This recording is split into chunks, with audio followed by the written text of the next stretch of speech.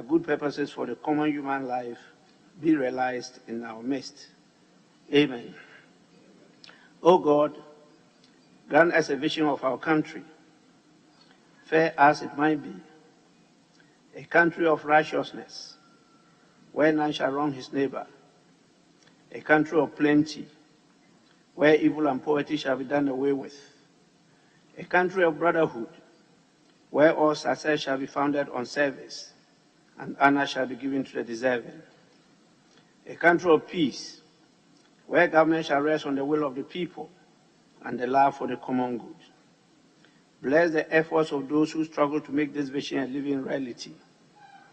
Inspire and strengthen our people, that they may give time, thought, and sacrifice to speed the day of the coming beauty of Ghana and Africa.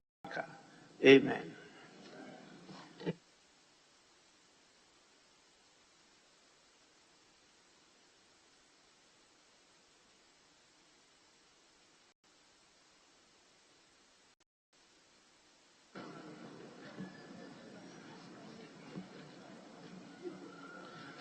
Table office, please always try to include on the order paper messages from the President. Please, as an item, always include it, messages from the President. The messages is not only a message on the state of the nation. So please take note. Honorable members, I have a number of messages from the President.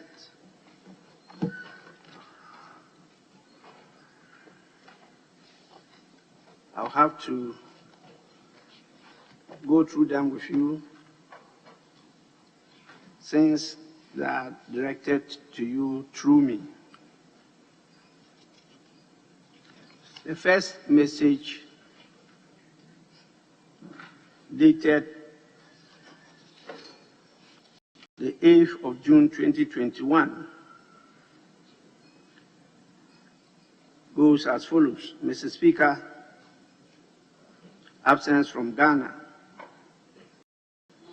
In accordance with Article 59 of the Constitution, I write to inform you that in my capacity as chairperson of the Authority of Heads of States and Government of the Economic Community of West African States, I will be traveling outside the country on a working visit to Dakar, capital of the Republic of Senegal, in the morning of Thursday, 10th June 2021, to hold consultations with His Excellency Macky Sall, President of the Republic of Senegal, on developments within.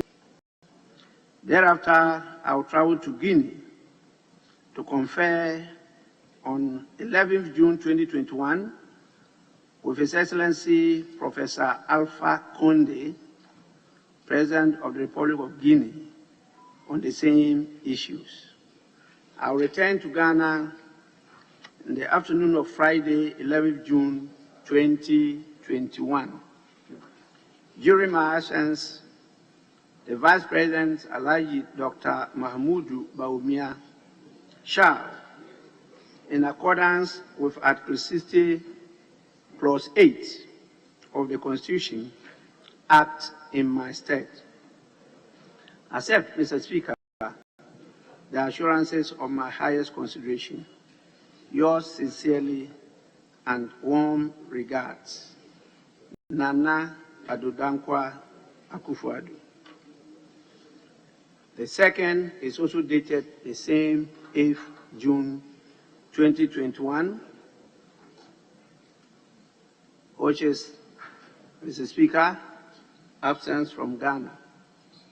In accordance with Article 59 of the Constitution, I write to inform you that in my capacity as chairperson of the Authority of Head of the Economic Community of West African States, ECOWAS, I will be traveling outside the country on a working visit to Ouagadougou, capital of the Republic of Burkina Faso, in the morning of Wednesday, 9 June 2021, to hold consultations with His Excellency Roch Marc Christian Kabore, President of the Republic of Burkina Faso, on recent developments in Burkina Faso. I will return to Ghana in the evening of Wednesday, 9th June 2021.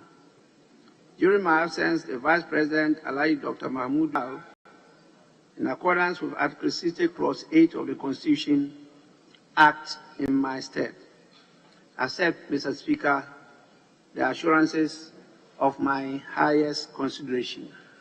Yours sincerely and best wishes, Nana Addo Dankwa Akufo-Addo. The third message, also dated 8th June 2021. Mr. Speaker, Ministers of State of the Cabinet,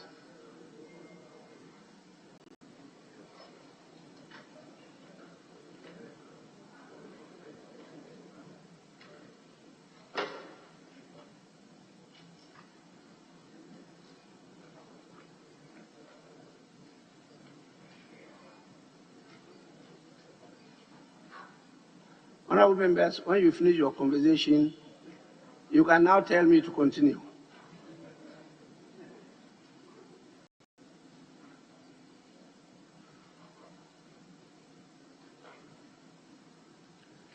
The last message is dated 8th June 2021.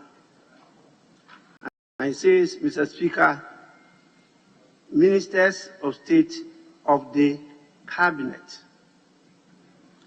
I hope this finds you in good health and spirits. Further to the provisions of Article 76, Clause 1 of the Constitution of the Republic, I am submitting herewith for your attention the attached list of Ministers of State of the Cabinet. I thank you for your cooperation. Yours sincerely and best wishes, Nana Addo Dankwa Akufo-Addo. The list is as follows. The Cabinet: 1. Mr. Ken Ofori-Atta, Minister for Finance. 2. Mr. Alan Kojo Shremanteng, Minister for Trade and Industry. 3. Honorable Dominic Nitiwu, MP, Minister for Defense. 4. Honorable Ambrose Dere, MP, Minister for the Interior. 5. Ms. Shirley Ayoko Bochu, Minister for Foreign Affairs and Regional Integration. 6. Mr. Godfred Yeboah Dame, Attorney General and Minister for Justice. 7. Dr. Owusu Afriye Akutu, Minister for Food and Agriculture. 8. Honorable Dr. Matthew Opoku Prempeh, MP, Minister for Energy. 9. Honorable Dr. Yao Osei Adichun, MP, Minister for Education. 10. Honorable Kweku Ajimamenu, MP, Minister for Health. 11. Honorable Sabonsu, MP, Minister for Parliamentary Affairs. 12. Honorable Daniel Bochi, MP, Minister for Local Government, Decentralization and Rural Development. 13. Honorable Samuel Abdullah Jinapo, MP, Minister for Lands and Natural Resources. 14. Ms. Cecilia Abina, Minister for Sanitation and Water Resources. 15, Honorable John Peter Amewu, MP, Minister for Railways Development. 16, Honorable Ignatius Bafo-Ewua, MP, Minister for Employment and Labor Relations. 17, Honorable Mavis Hawa Kumsin, NP, Minister for Fisheries and Aquaculture Development. 8, Alhaji Ibrahim Awal Mohammed, Minister for Tourism, Arts and Culture. 19, Honorable Francis Asensubuache, MP, Minister for Works and Housing. So, honorable members, you now have the members of the cabinet, which is, as you know, in accordance with the provisions of the 1992 Constitution, particularly Article 76(1).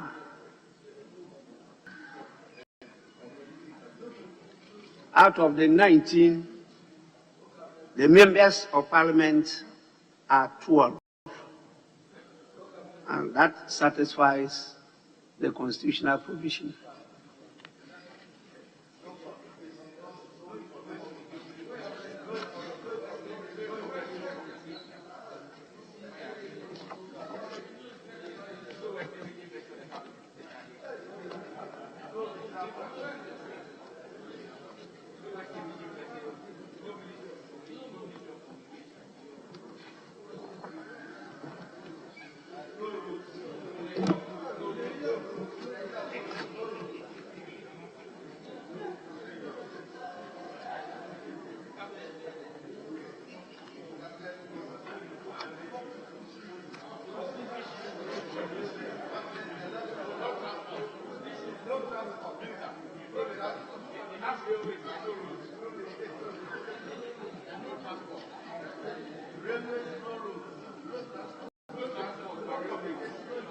Honorable members,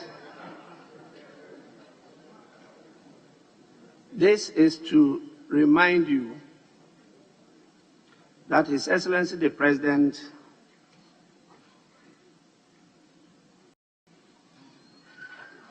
has marked the 11th of June as Green Ghana Day.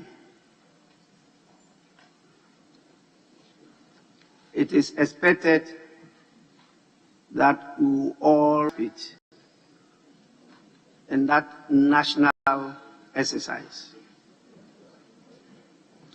I want to take this opportunity to entreat all members of Parliament to participate in the tree planting exercise across the country. All parliamentarians are encouraged to plant trees in their constituencies. As a result of that, today will be a short day. Parliament will adjourn by 2 to allow members to travel to their constituencies to lead the tree planting exercise. The clerk to Parliament is hereby directed to provide the cost of travel in and out for members of Parliament to participate in the exercise. I want to, on behalf of Parliament and on my part, pledge our collective support for the Green Ghana Day. I personally will lead in the team in Parliament to plant trees of Parliament tomorrow. Since my constituency is the whole of Ghana,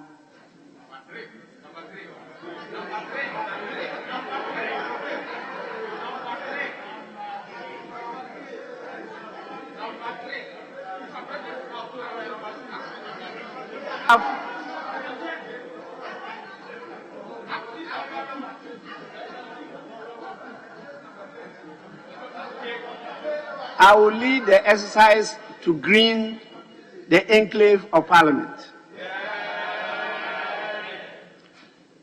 Honorable members, Green Ghana, let's go planting. God actually bequeathed to us the Garden of Eden. And you all recall the green flora and fauna, the beauty of the Garden of Eden. By our actions and inactions, we have plundered the whole Garden of Eden. Please, it behoves on us to at least recapture that Garden of Eden, if not for today's generation, at least for generations unborn. So once again, Green Ghana, let's go planting. Thank you so much. We move to item 3, correction of votes and proceedings and official reports. We don't have any copy of any official report, so we only handle votes and proceedings. We have copies of the votes and proceedings of Wednesday, June 2021, page 1.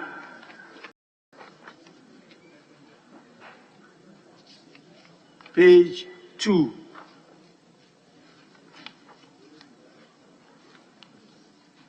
Page 3.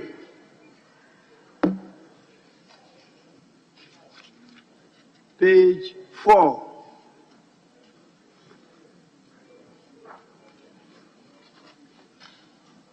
Page 5. Yes, honorable member. Speaker, thank you. My name is Bismarck Tetenyako, and I cannot find my name, which normally appears on page 5. And I've also observed that page 5 and page 6 is omitted. Honorable member, please wait until we get to the end. If your name is not found anywhere, then you draw our attention. But it's not always the case that you will find your name at page 5. It's not always the case. I indicated that page 5 is not in my sheet. I'm saying it's not always the case that your name will always appear at page 5. So let's get to the end. If you can't find your name, then you draw our attention. Very well, Speaker. Page 6.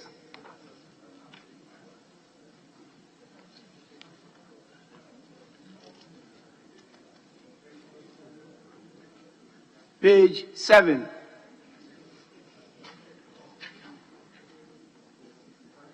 Yes, Honorable Majority Leader.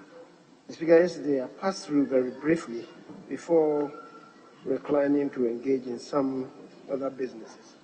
It looks like I didn't register on the radar of the table officers, and so I'll be marked absent. Yes, that certainly is inaccurate.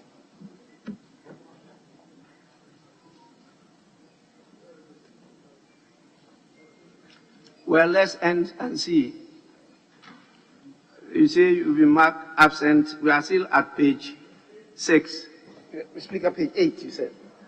I haven't reached page 8. I haven't reached page 8. No. I'm leading you to page 8. Oh.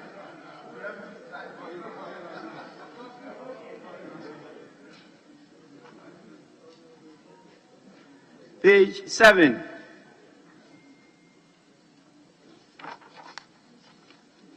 Page 8. Yes, Majority Leader.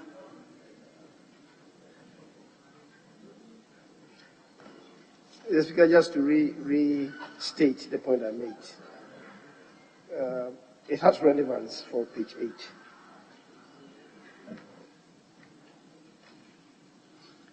Yes, so table office kindly take note, the Majority Leader and the Honorable Nyako.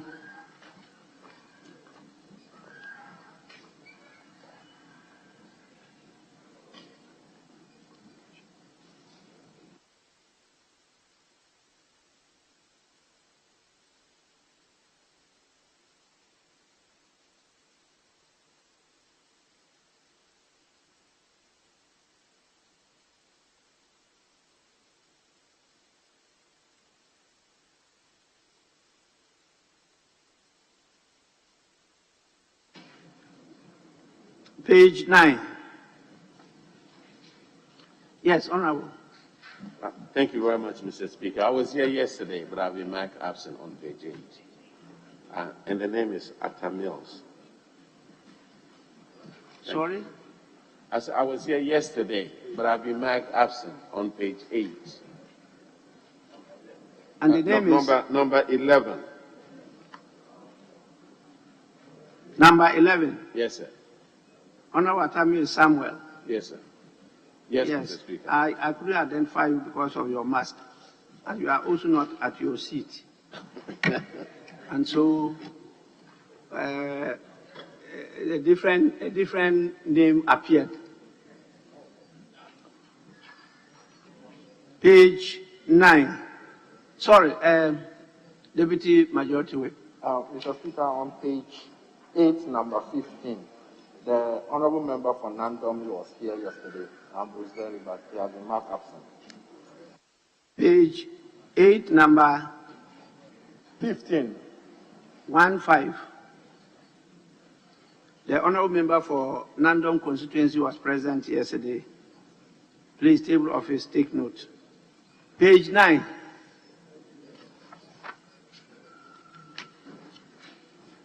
Page 10.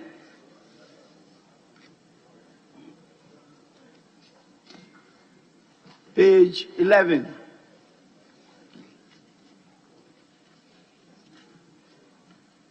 Page 12.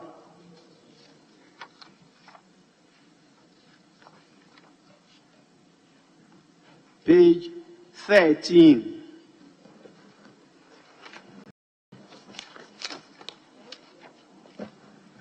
Yes, Honorable. Right Honorable Speaker, page 13, item 2. Mr. Brandon Champion. His name appears twice. I and I.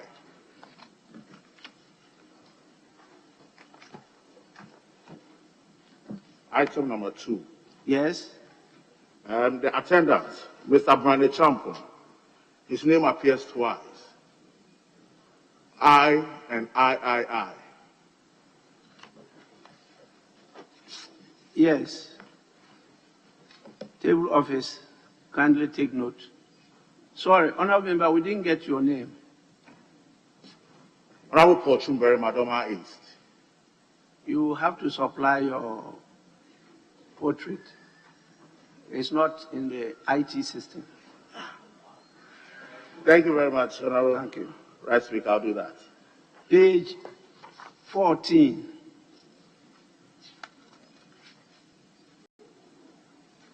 Page 15.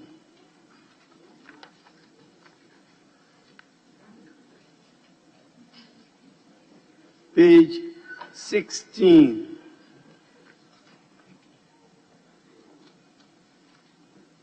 Page 17.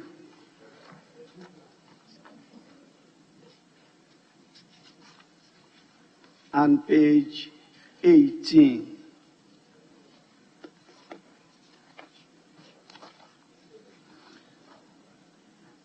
Honorable members, in the absence of any further corrections, the votes and proceedings of the 10th sitting of the second meeting of the first session held on Wednesday, 9th June 2021, as corrected, are adopted as the true records of proceedings.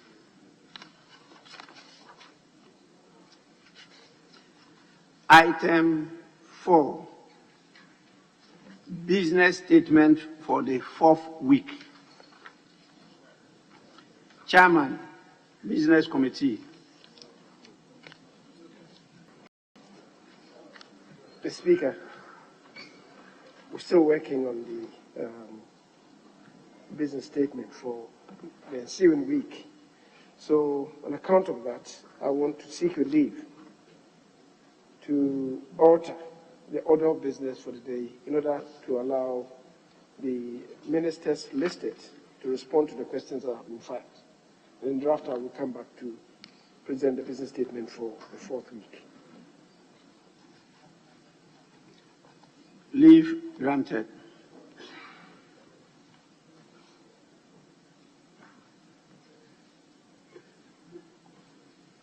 So we move to, if I heard you right, at the commencement of public business.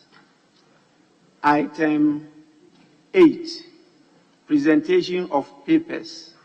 The following papers to be presented. 8A, by the Majority Leader, Roman 1.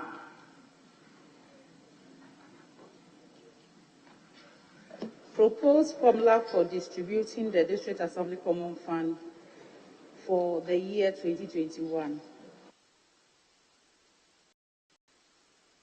Laid accordingly and referred to the Committee of the Whole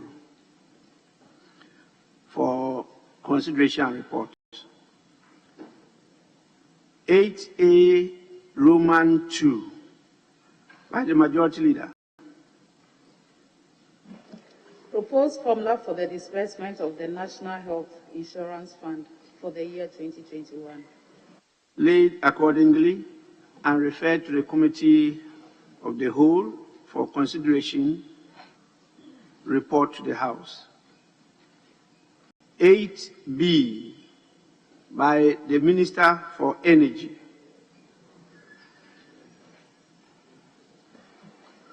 Speaker, if I may have your leave to present the paper on behalf of the Minister for Energy.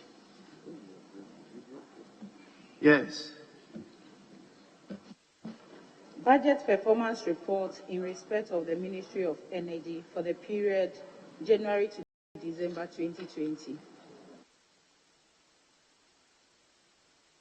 Laid accordingly and referred to the Committee on Mines and Energy for consideration and report to the House. 8C by the Minister for Finance. Speaker, again, to seek your leave to present the paper on behalf of the Minister for Finance. Leave granted. Sorry, Deputy Minority Leader.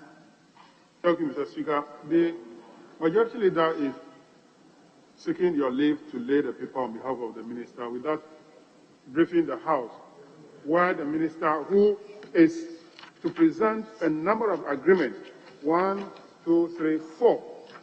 He's not here. We know he has no deputy at the moment, but he must tell us why the Minister is not here. At least that will satisfy the members than to seek your leave without telling the House where the Minister is.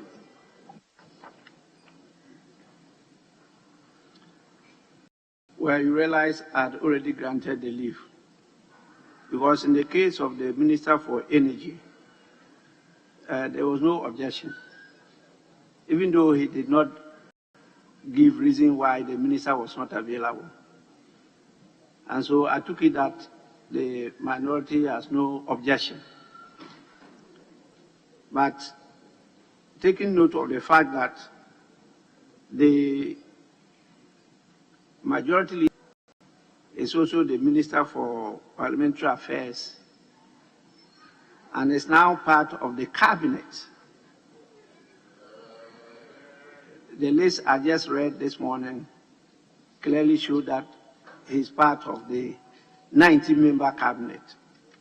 And so he will be seized with all matters coming from the various ministries.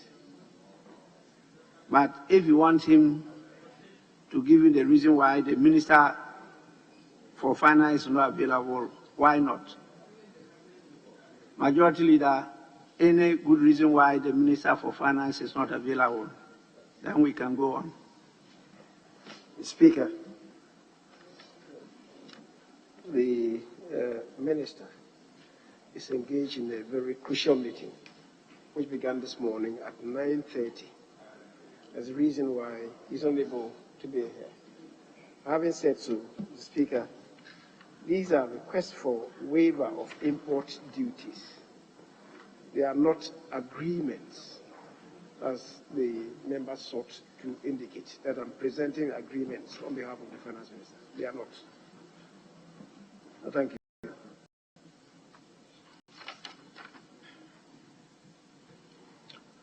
Honourable members,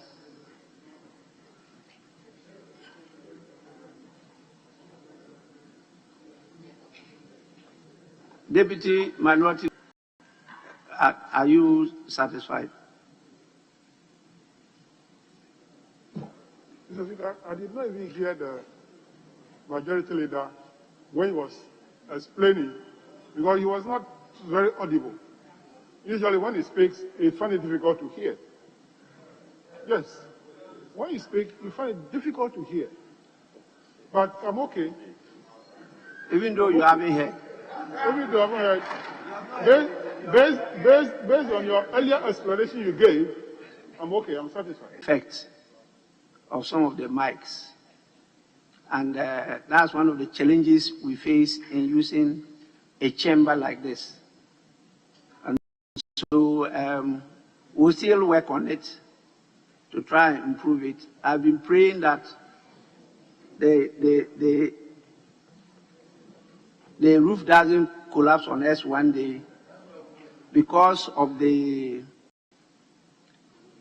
expansion that we have done, which has affected the structural integrity of the building. And so even though some of you are behind the pillars, we still have to go gingerly because the structure is now very fragile. And so we've been working on the IT. If you realize, even the internet system and all those things are very, it's because of the nature of the structure that we have. Don't forget that this was constructed for an international conference, not for a chamber block. But in the meantime, this is the state the country has reached, and we have to make do of it. After all, when you rent a chamber and hall, you use your veranda as your kitchen. And so that is still a kitchen for you. So when we get to the people of Ghana, we'll be happy with our performance and that the economy will be in a state to support the construction of a new chamber. That generation will do that. Maybe not our generation. So, honourable members, we now take item 8C, Roman 1. The Minister for Parliamentary Affairs for and on behalf of the Minister for Finance. Request for waiver of import duties, Get Fund Levy, Import NHIL, Import VAT, and EXIM levy amounting to Ghana cedi equivalent of 14,718,479 United States dollars and 16 cents, on materials, plant, machinery, and equipment or parts to be imported by B5 Plus Limited under the implementation of the One District, One Factory program. Honorable members, laid accordingly and referred to the Committee on Finance for consideration and report to the House. Item 8C, Roman 2, by the Minister for Parliamentary Affairs. Request for waiver of import duties and levy, import NHIL, import VAT, and EXIM levy amounting to the Ghana cedi equivalent of 8,983,709 United States dollars on materials, plants, machinery, and equipment or parts to be imported by Federal Fabric Limited under the implementation of the One District, One Factory program.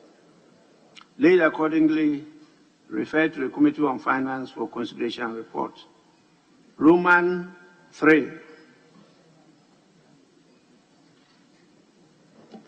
Request for waiver of import duties, imports VAT, get fund levy, imports NHIL, and EXIM levy amounting to the Ghana cedi equivalent of 1,724,132 United States dollars and 52 cents on materials, plants, machinery, and equipment, or parts to be imported by Everpure Holdings Limited under the implementation of One District, One Factory program. Laid accordingly and referred to the Committee on Finance for consideration and report to the House. Roman 4.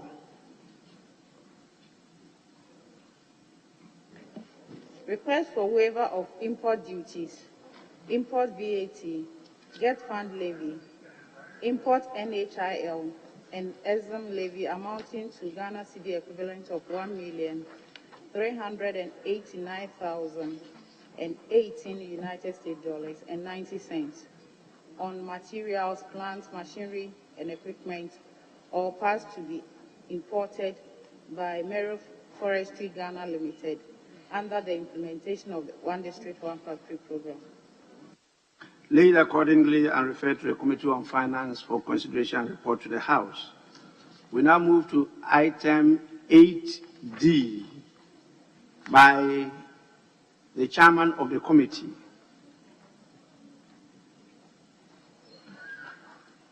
Speaker, if I may request that you stand 8D and the subsequent motions covered as items 9, 10, 11, 12 down for the time being. In respect of 10D, the committee is having a meeting now. So they are not in the chamber now to pursue their own agenda listed as item 8D. So we could stand these ones down and go back to the urgent questions, the questions listed, and thereafter, I guess, I could also present a business statement before I exit the House. Honourable members, the item is accordingly stood down, and we'll move to item 5 at page 2 of the order paper. Urgent questions. Second Deputy Speaker to take the chair. I'm going for some virtual conference now. 5A. Urgent question stands in the name of Mr. Haruna Idrisu, the honourable member for Tamal South, and the minority leader. Yes, please. Mr. Speaker, the minority leader is engaged with the appointment committee. He has action on his behalf. Yes, honourable member, you may go on. Mr. Speaker, I rise to ask on behalf of the minority leader, the Minister for Transport, how much has accrued from the contract between the Ghana Airport Company and the Frontiers Healthcare Services for the conduct of COVID-19 testing at the Kotoka International Airport as at end of December 2020? And what is the breakdown of the distribution or utilization of the said amount to the respective contracting parties? Honorable Minister.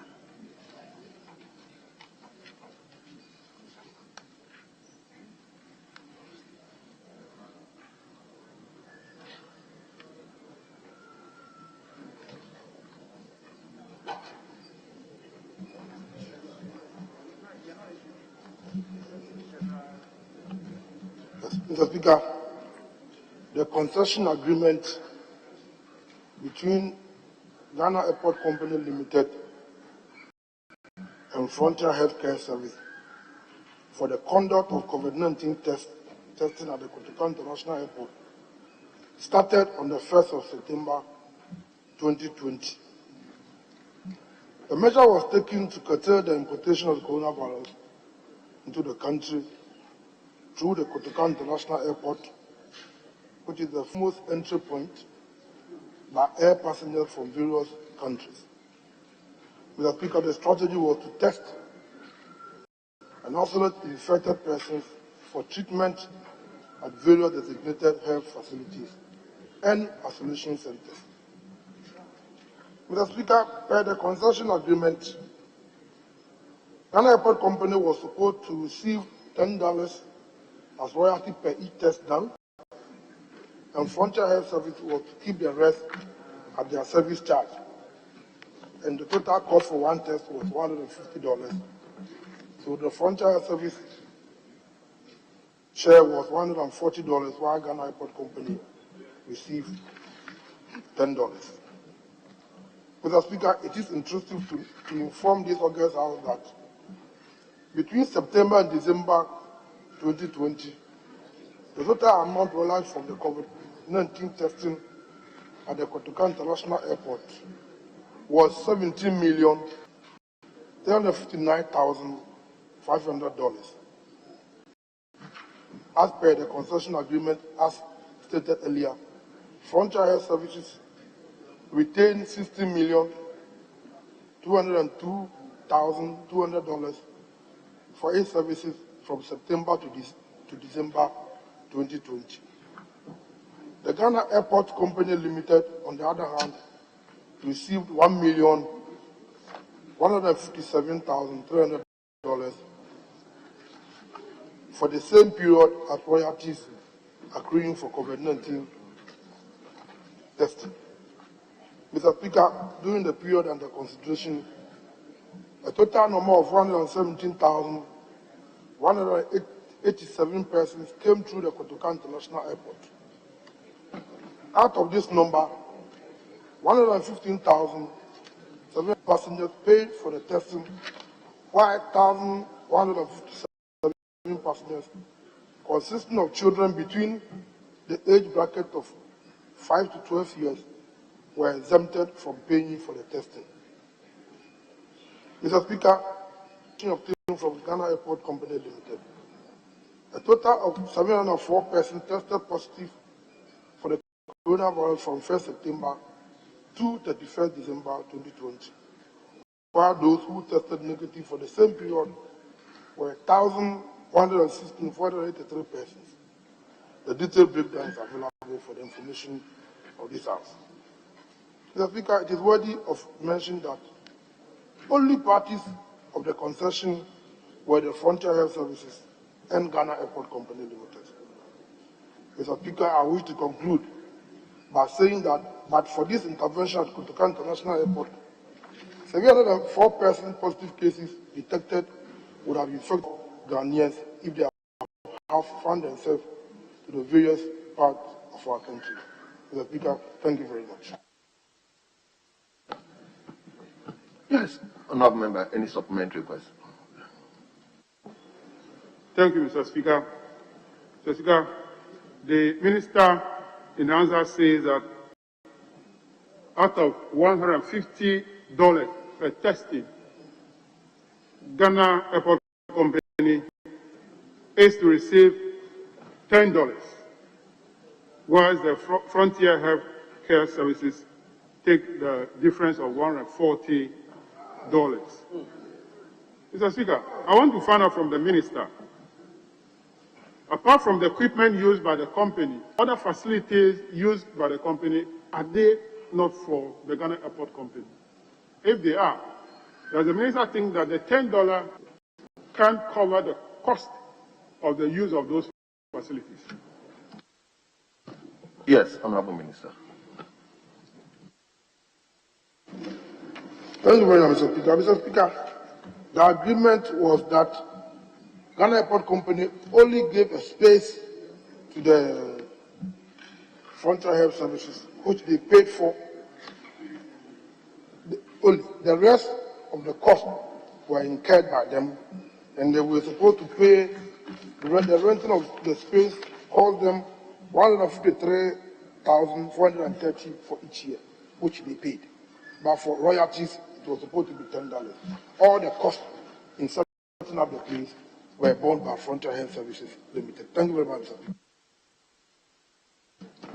Yes, Honorable Member. Does the cost bear by the Frontier Health include the cost of electricity used by the equipment? Yes, Honorable Minister. Mr. Speaker, my understanding was that they paid for all the expenses that they have to incur for. So as far as I'm concerned, the concession agreement was only for the space. Honorable Leader, your last supplementary question. Mr. Speaker, I want to find out from the minister if the Frontier Health Care Services is still doing the testing, and if they are doing, are they still charging the $150? If not, what is the new rate and what is the sharing ratio? Yes, Honorable Minister. Thank you very much, Mr. Speaker. Mr. Speaker, since February 8, 2021, ECOWAS has come out with a directive that all ECOWAS members, we are supposed to pay $50 if you're ECOWAS member. Any other citizen or nationals are paying the $150.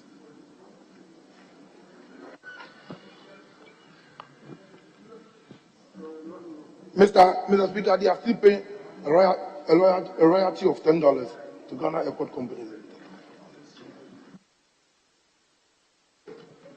Yes, Honorable Member for South Dye.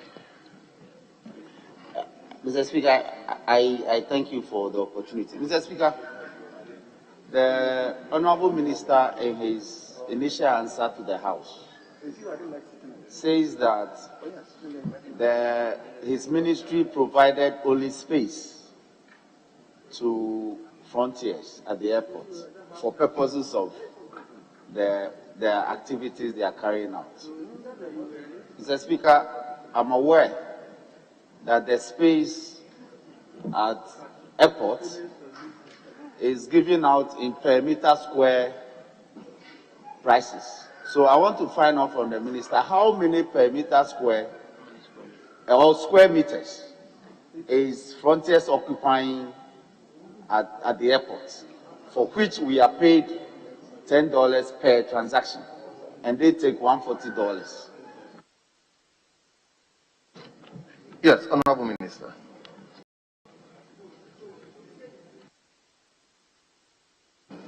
Thank you very much. Mr. Speaker, indeed it is true that Ghana Airport Company rent their space in square meters to their clients, and that's exactly what they did. But in terms of the actual space, in terms of, because I will not be able to provide it now, but I will cross-check. There's a House of Records, and I do not want to mention any members to say that tomorrow I should. So, if permission is granted, I'll come back to the House, give you the actual square meters that they give to Frontier Service. Thank you very much, Mr. Speaker. Yes, Honorable Member for Ayawaso. Is it Ayawaso East? Ayawaso North. Okay. Thank you, Mr. Speaker, for the opportunity. Mr. Speaker, I want to confirm from the minister, if indeed he said, by way of choosing, did he say that because of the agency nature of it, they didn't follow the normal contract awarding process, but rather choosing the company to do this job.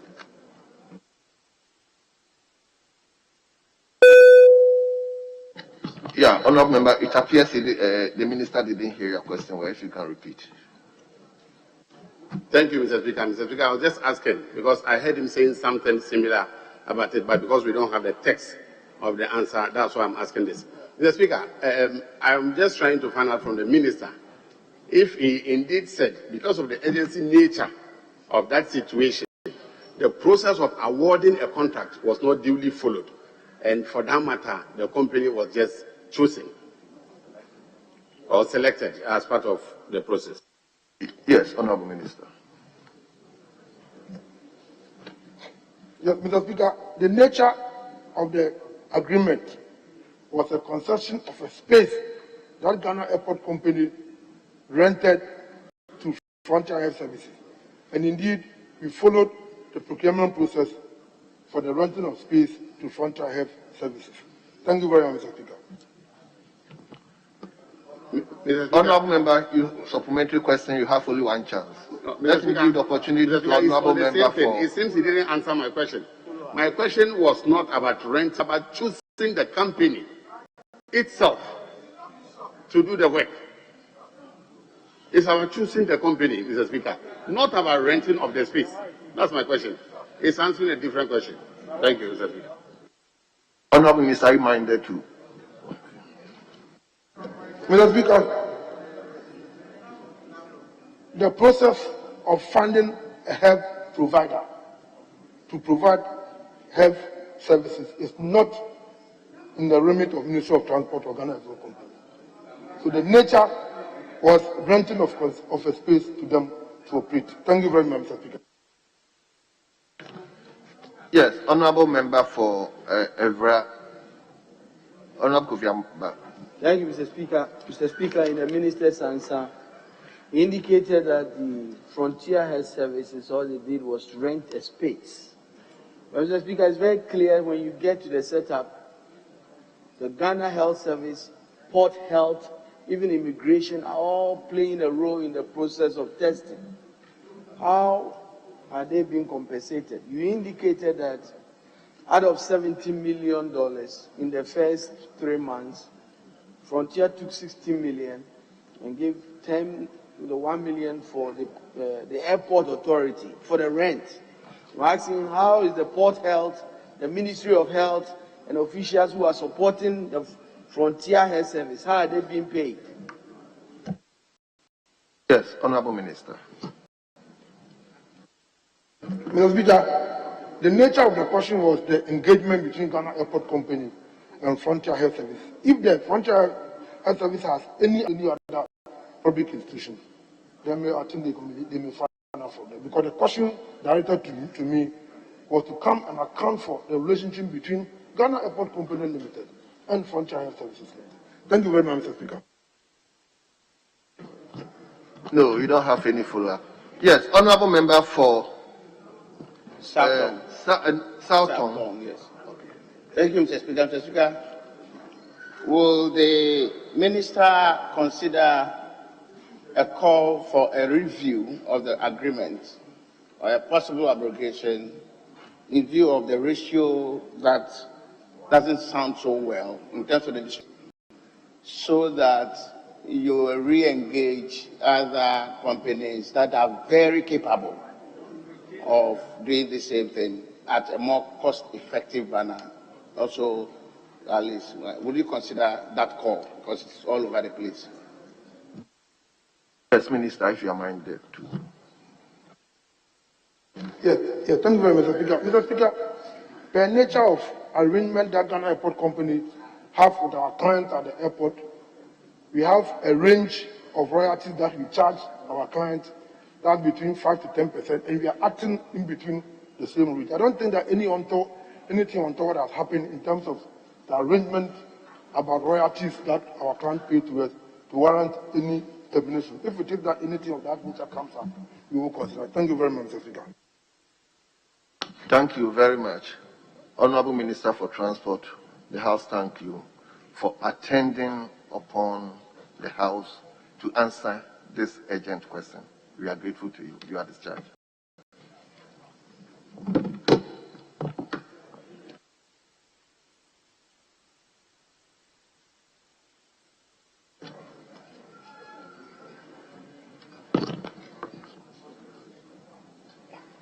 Yes. It's Minister for Youth.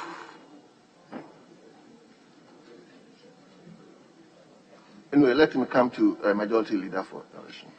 Speaker, the Minister responsible for youth and sports being in communication, and he indicates to us that he's not yet been able to assemble all the facts in respect of the urgent question asked by the Honorable Mr. Kobina Mensah Oyemi. So we stand that one down and then move to the other question, the other urgent questions, 5C and 5D.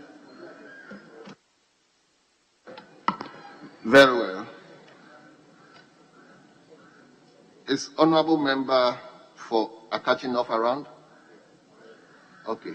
Honorable Minister for Education. Honorable Member, you may take the floor and ask your question. Thank you, Mr. Speaker. Mr. Speaker, I rise to ask the Minister for when the Ministry of Education will fulfill the pledge made by the former Minister for Education of a new classrooms block for Bremen Jamera Methodist Basic School in the Esikuma Odoben Brakwa district, following the collapse of a dilapidated block in which 6 pupils lost their lives in February 2017. Thank you, Mr. Speaker. Yes, Honorable Minister.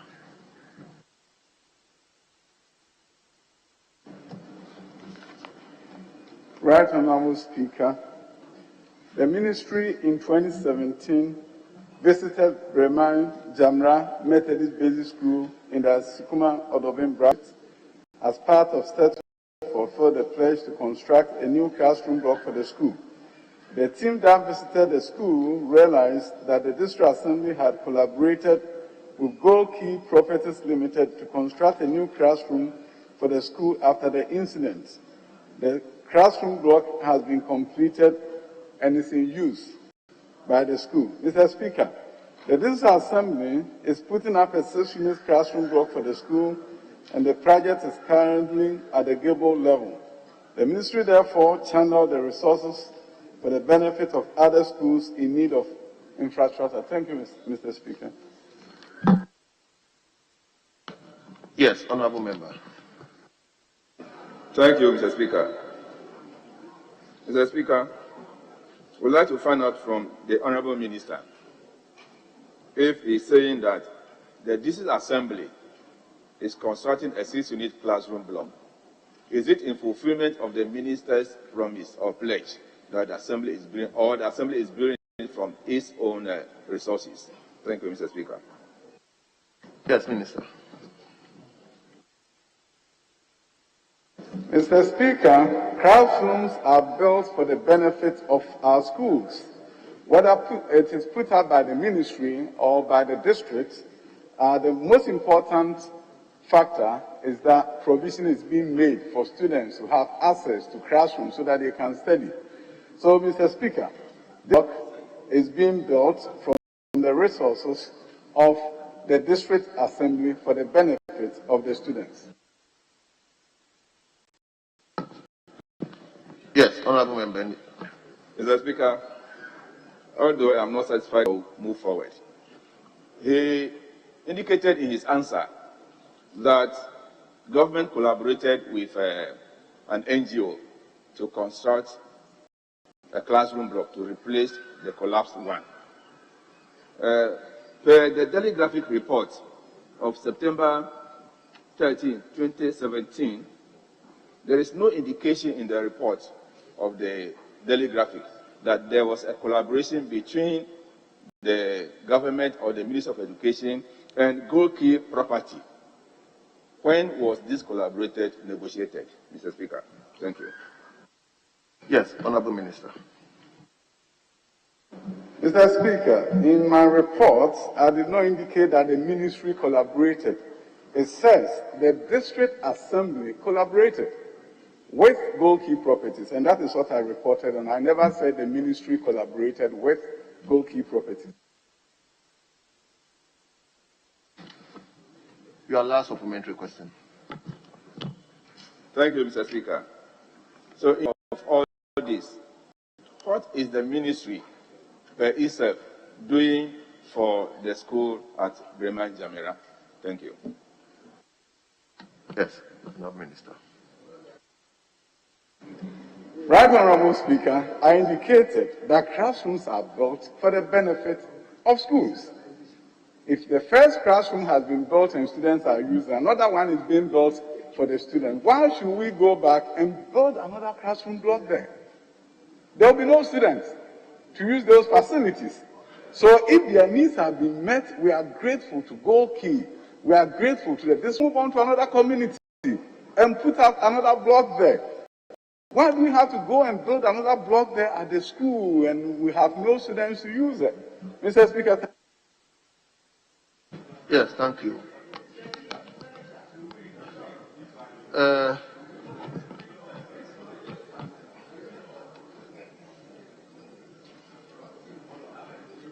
Yes. Are you doing follow-up? Yes. Okay, Honourable Member. Thank you, Right Honourable Speaker. Mr. Speaker, the question was what else? What else was being done? So I would want the Minister to respond to that. Minister, are you minded to respond to his question? Yes.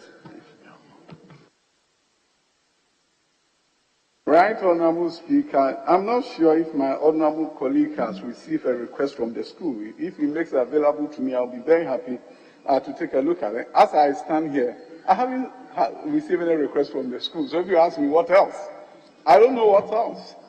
The school has a building, they have furniture, and they are studying. Thank you.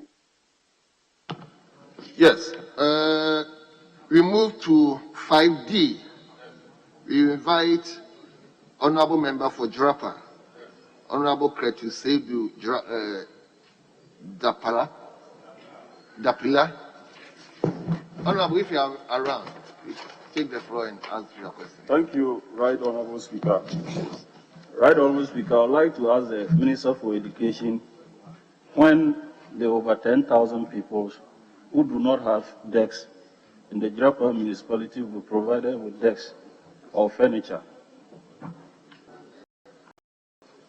to make studies and classroom work effective. Yes, Honourable Minister. Right Honourable Speaker, the Ministry is poised to make the conditions of our schools conducive for effective teaching and learning. The provision of furniture contributes in attaining this goal. The Ministry has programs to supply various types of furniture to schools across the country in phases, and has currently placed an advert in the Ghanaian Times for the supply of furniture. Mr. Speaker, to augment the efforts of the Ministry, the Local Government Ministry and the Drapa Municipal Assembly have delivered a total of 780 dual decks within the first quarter of this year to the Ghana Education Service Drapa for onward distribution to schools in the municipality. Drapa Municipality will benefit from the supply of furniture phases of the program. Thank you, Mr. Yes, Honourable Member, any supplementary question? Okay. Honourable Thank you. Amakufubuwa. Thank you, Mr. Speaker. In the Minister's answer, he said that the Ministry will be supplying this furniture in phases, and there has been adverts in the papers. What we did not hear was specifics. What is the quantity of the first phase of supply? What is the quantity? How much are you supplying in the first phase in this advert you just talked about? Yes, Honourable Minister.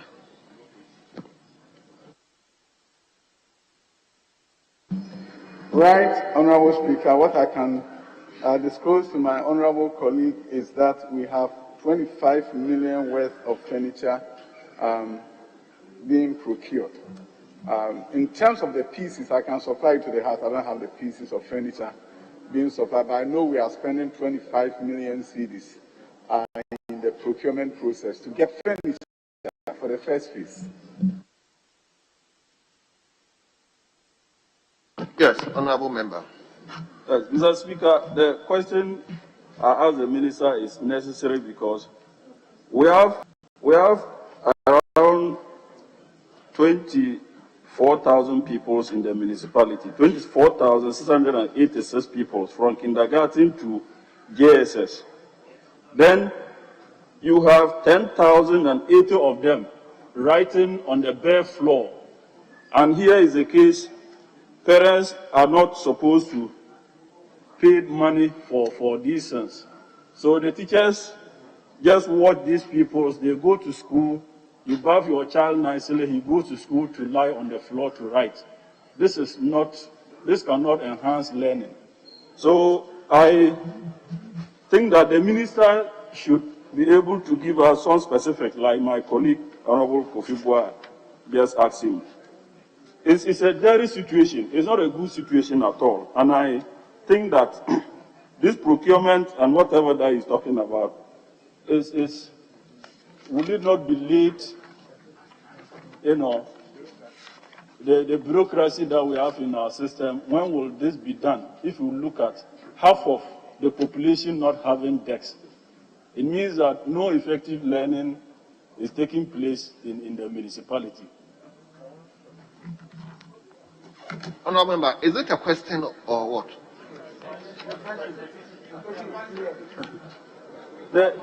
What is your question then? Is that the minister's answer is he has not given any specific time. When will this procurement be done? When will delivery, take place? So that if it doesn't happen, then maybe I can come back to ask him again. But what he said is too open. He said it's done. When will they open bids for the projects to be awarded for delivery to be done? So it's a specific, which period, from which period to which period? Can I expect, or can we expect that the furniture will be delivered? Anyway, Honourable Minister, are you minded to? Honourable Minister. Right, Honourable Speaker, I don't have the details of the adverts in the newspapers in terms of timeline for them. But, right, Honourable Speaker, one thing I will tell you is that this is the phase 1. And I don't know how much of it is going to that particular district. But all that I can assure you is that there's procurement. And when distribution is being done, the right numbers will be sent to the right districts. Thank you.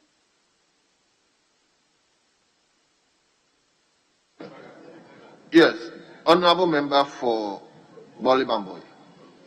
That way. Thank you, Mr. Speaker. Mr. Speaker, I want to find out from the minister.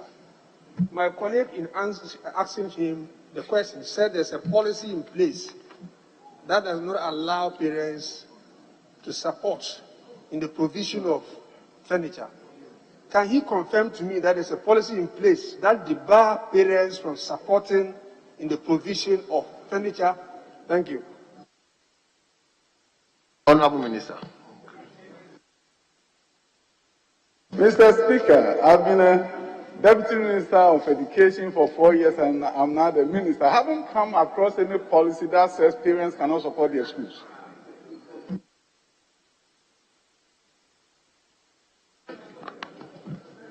Yes, Honourable Member for, is it Sora? Solar Toner Solar. Yes. Honourable Minister, you just answered that there's no policy like that in place. Yes, that was the confirmation. So can parents now buy furniture for their walls? And at what level? Yes, Honourable Minister. Right, Honourable Speaker, my colleague was making a statement as to a policy that he believed exists. And I was emphatic that I haven't seen any policy.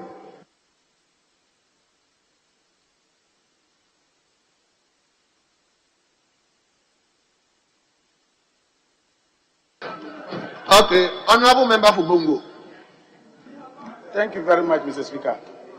Mr. Speaker, Mr. Speaker, under FQ, we are supposed to have our kids at the basic level go to school free of cost.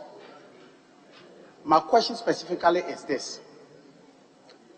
Is it the case that under that program, parents still have a shared responsibility of providing furniture for the basic schools?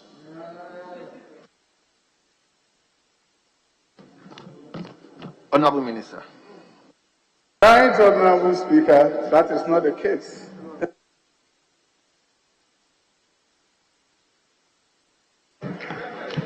Honorable members, leader, you want to contribute? Okay, you. Thank you, Mr. Speaker. Mr. Speaker, the question seems to be constituency specific, but I could see that it's a general problem. Your committee, when we were touring the country, when we got to East Gonya, we saw that a lot of furniture were packed in front of the assembly for months, and some are being destroyed. Members of the committee were very worried, and I thought of drawing the minister's attention when we returned from that trip. Based upon that, will the minister send circular to almost all MMDAs that those with the furniture, with similar furniture packed in front of their offices, should distribute them immediately? But here's the case: some are lacking, some are packed somewhere. Even if you ask, my witness is the Honorable Alazuga. He was with me when we went to East Gonya, and that's Salaganov also. In fact, there were many. And you can see that they've been packed there, being beaten by the rain, some are being destroyed. And that's why we are worried. Government use money to procure them, and they must be distributed and utilized accordingly. If the minister will take notice of that. No, I guess this is not a question. You are just contributing. Mr. Speaker, it's not a question. It's just for the minister's attention, so that he can send a circular to that leader. Honorable members, we jump to question 6, which stands the name of a member for Amenfi West, Honorable Eric Affo. Honorable member, you may take the floor and ask your question. For the opportunity, I would like to ask the Minister for Education, when the construction day school E-block situated in Tanukrom of Samraboy will be completed and commissioned. Thank you, the Speaker. Yes, Honorable Minister. Honorable members, order. Right, Honorable Speaker, the project in question is part of the Phase 1 of Community Day Senior High School project funded by the Government of Ghana and awarded in 2014 to Messrs. Cosmos Company Limited. The Ministry of Education is committed to complete and make use of these projects and has facilitated since 2017 to date the completion and commissioning of 30 number E-blocks across the country. Mr. Speaker, the overall progress of the project at Samraboy in the Amenfi West District is 67% complete, and breakdown of work is as follows. E-block is roofed, block work is completed, block B, C, and block D is 85% completed. Fixing of doors and window frames is 90%. Wall plastering is 50% done. The contractor, Mrs. Cosmos Company Limited, has abandoned site, and as such, the project has come to a halt. The Ministry is engaging the contractor and get funds to revise the cost of the project to reflect the approved current contract rates to enable the contractor move back to site. The contract agreement will be reviewed and new dates to enable the contractor complete the project for the community of Samraboy will be done this year, 2021. I wish to state again, the Ministry is committed to facilitating the completion of all ongoing Community Day Senior High School projects. Thank you, Mr. Speaker. Thank you, Honorable Minister. Yes, Honorable Member, any supplementary question? Mr. Speaker, this wouldn't be a question. I would like to remind the Minister that the promise he has made to the people of Amenfi West, you should try as much as possible to fulfill this promise. He's saying that this wouldn't be a question. I'm saying that you should try as much as possible to fulfill this promise to the Amenfi West, for that matter, some of the community. Thank you.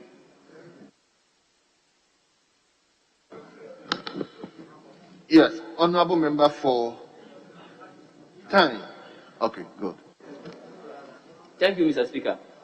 In answering the question, the minister said the contractor has left site. I want to find out what happened. Why has the contractor left site? And has the ministry done anything about it? Yes, honorable minister.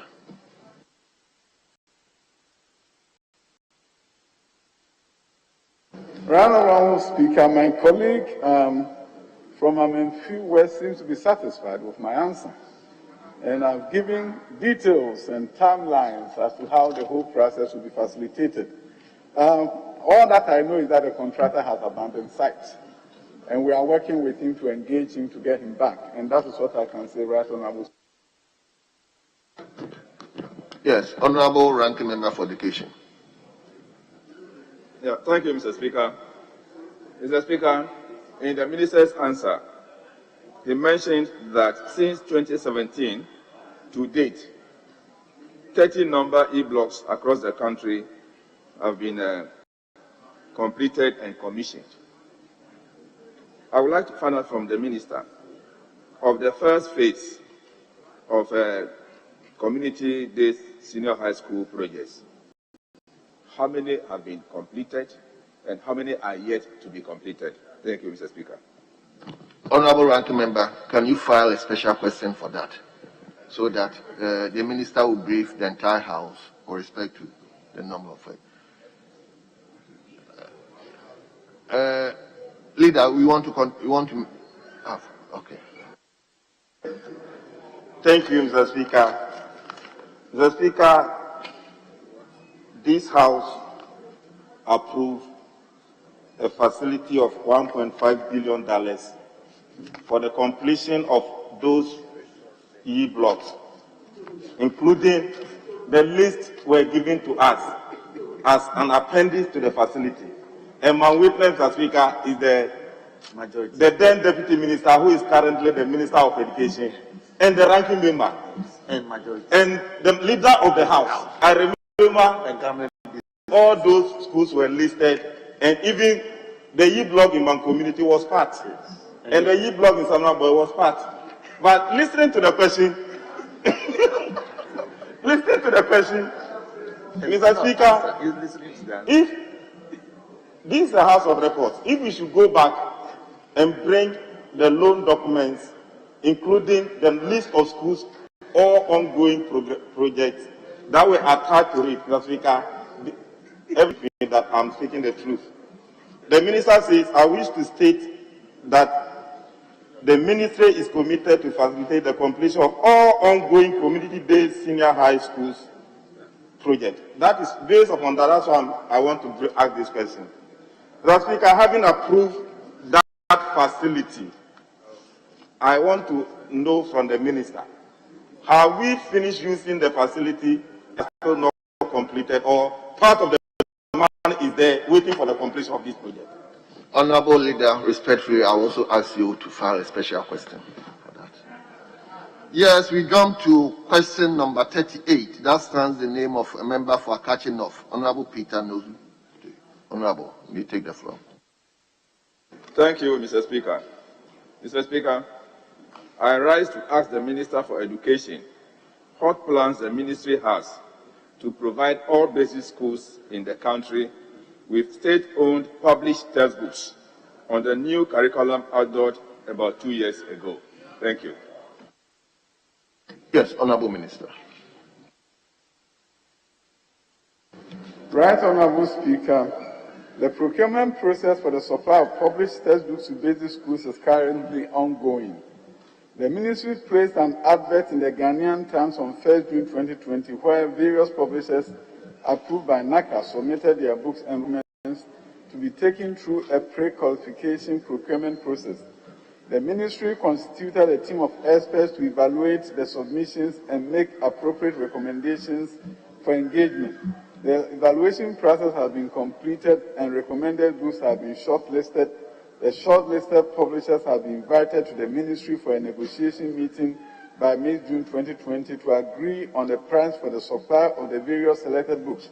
The successful negotiation of price will lead to award of contracts with publishers to supply the textbooks to all public basic schools. Thank you. Yes, honourable member, supplementary question. Thank you, Mr. Speaker. Mr. Speaker, the absence of textbooks in our basic is having a direct consequence on the quality of education in the country. Because during a curriculum for 2 years and no textbooks to match the curriculum is very serious. And we need to do something about it as quickly as possible. Because many Ghanaians depend on the public education system for the education of their children. Mr. Speaker, if you ask us here now, how many of us have our children in our public basic schools? I don't think anybody will show up that he has his word in the private school. But, Mr. Speaker, I want to find out from the minister, is there any budgetary allocation for the publication and distribution of textbooks for basic school in the 2021 budget presented to this House? Thank you, Mr. Speaker. Majority Leader, I learned you were on your feet. Yeah.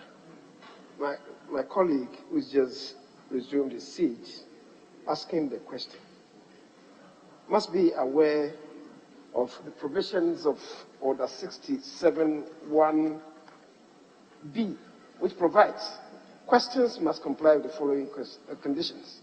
The question shall not contain any arguments, expressions of opinion, inferences, imputations, epithets of controversial, ironical, offensive expressions, or hypothetical cases. The Speaker, the man asking the question, instead of comments, engages in his own arguments, and he knows that offends the provisions. He must ask his question. Mr. Speaker, if you may allow him to go back and do what is compliant with our standing orders. Okay, honourable member, questioner, please take you and ask direct question. Mr. Speaker, thank you very much. I think I was only giving a background to the question, depending on the answer given by the Honourable Minister, that the absence of textbooks in our basic schools is not good for 2 years on a new curriculum. So I am asking the Minister, was there any budgetary allocation for 2021 for the purchase and distribution of textbooks to our basic schools? That's the question, Mr. Speaker. Yes, Honourable Minister. It's not making the minister listen. Right, Honourable Speaker.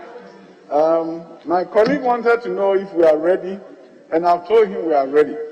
Process has begun, and the books are being procured, and it will be going to the classrooms. Thank you, Mr. Speaker.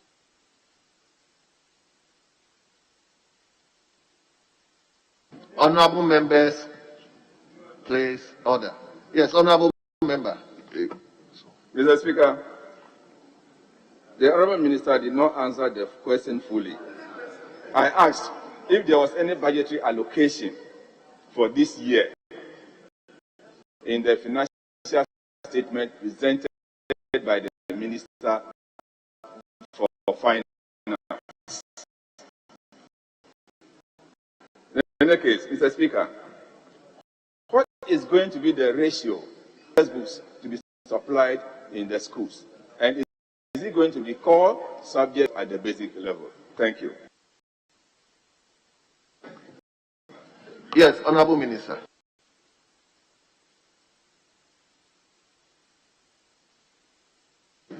Right, I heard my colleague right, he talked about the ratio. We are procuring textbooks for all courses at the basic level. So the ratio will not apply in this one-to-one in terms of all courses that are offered at the basic level.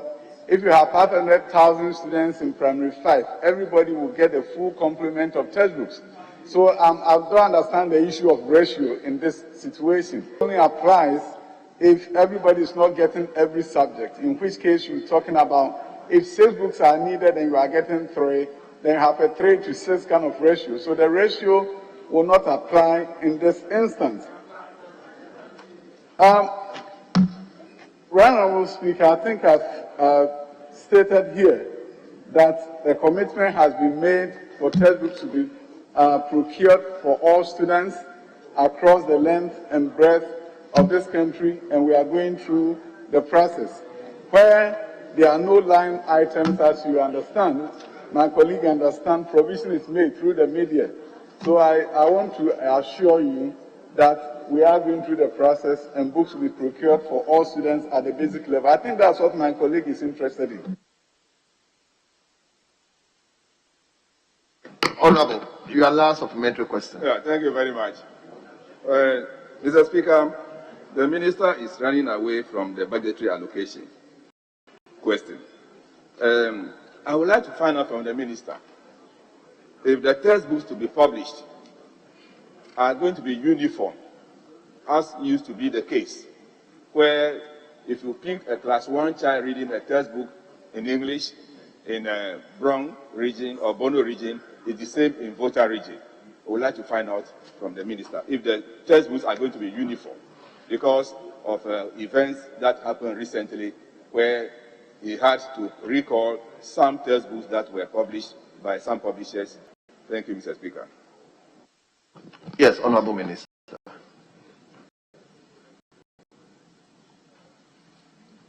Honorable Speaker, if by uniform my colleague is referring to the fact that one publisher will publish all books for, let's say, English across the length and breadth of the country, I would say no.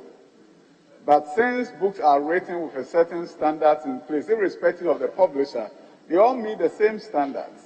Consequently, the idea of uniformity, if it's explained within the context of one publisher, is not what happens when you are publishing books for any country. You may not have one publisher publishing all books for the entire country. You may have several publishers, but they all write to a certain standards approved by NACA.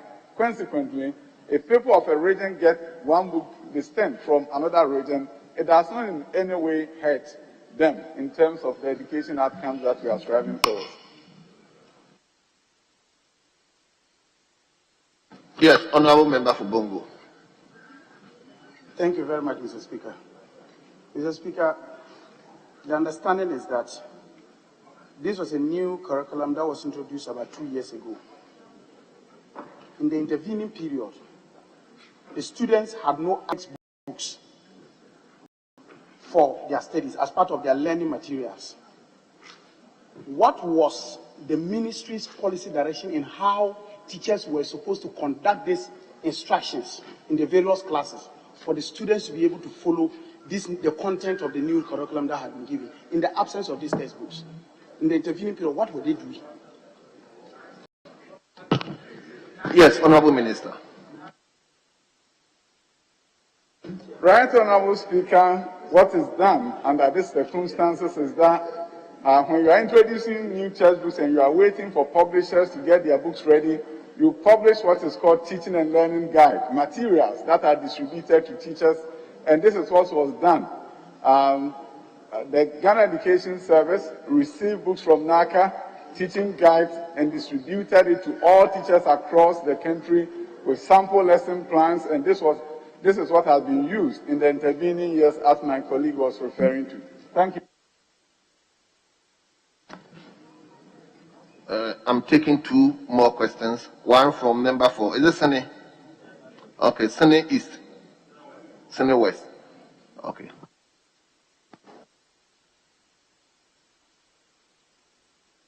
I'd like to ask the minister.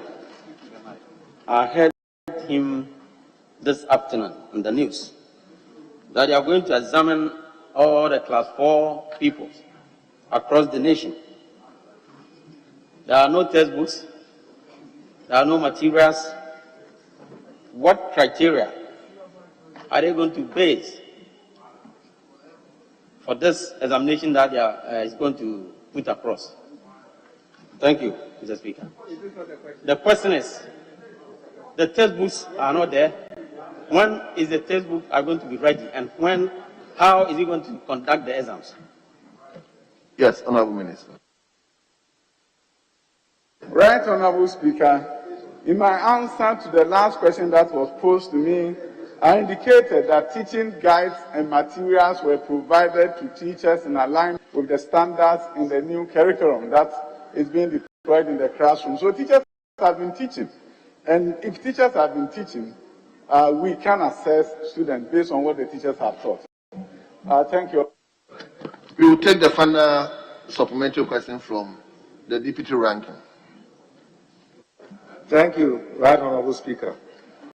Mr. Speaker, textbooks support the curriculum by providing a standard and a framework for a systematic and integrated study of a particular. Mr. Speaker, can the Minister tell Ghanaians when the textbooks would be available to our public basic schools? 2 years after the introduction of the new curriculum. We need timelines. Minister, are you mindful to answer the question? Okay. Right, Honorable Speaker, I have indicated that the procurement is ongoing. As I speak with you, publishers have been called to submit prices for their books so that the procurement process will continue. I know that procurement follows certain processes, but within a period of 3 months, I'm sure we'll have had the textbooks being distributed to various schools in the country. Thank you, Right Honorable Speaker. Thank you very much.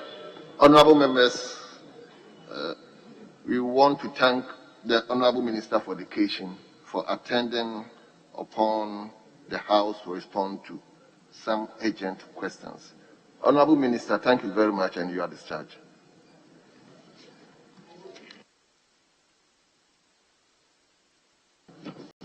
Honorable members, we would like to go to item number 4 on the order paper. That is business statement for the 4th week. Respectfully, Honorable Majority Leader.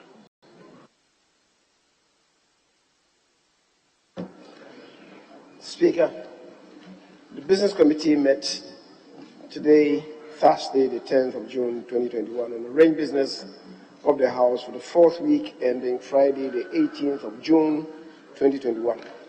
Accordingly, the committee submits its report as follows. Speaker, you may read any available communication to the House. The Business Committee has scheduled the following ministers to respond to questions asked of them during the week.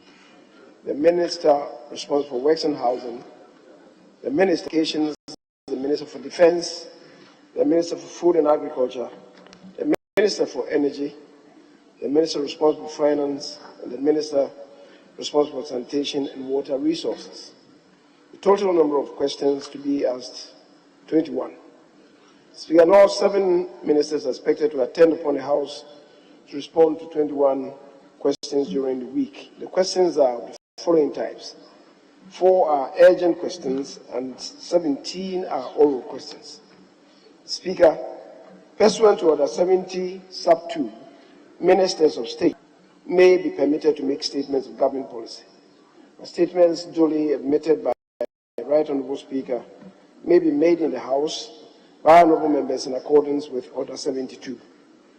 Speaker, bills may be presented to the House, first reading in accordance with Order 120, and those of urgent nature may be taken through the various stages in one day in accordance with Order 119. Pursuant to Order 75, papers for presentation to the House may be placed on order paper for laying. And committee reports may also be presented to the House for consideration and possible adoption. Speaker, motions may be debated and their consequential resolutions being taken during the week. The committee of the whole would endeavor to complete its consideration of the Get Fund formula and report to plenary by Tuesday, the 15th of June 2021.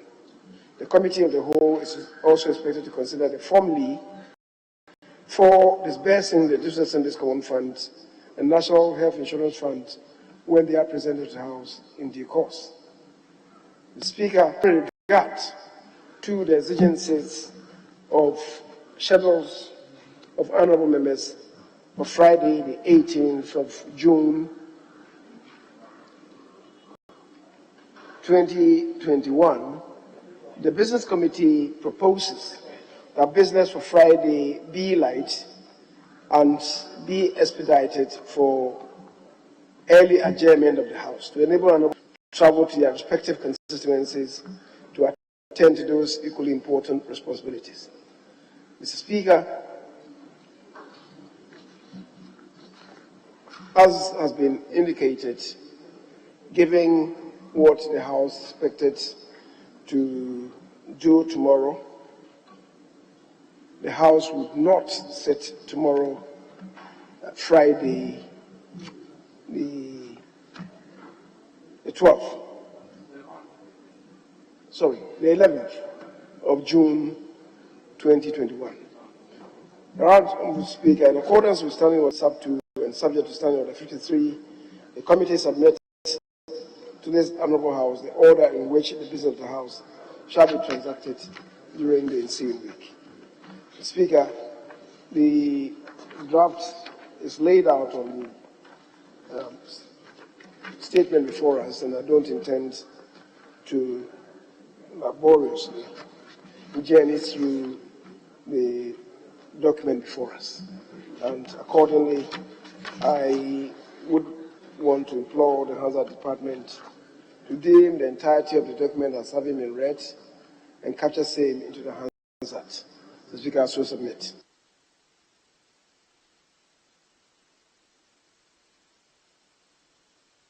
Yes, Honourable Member for Ho Central.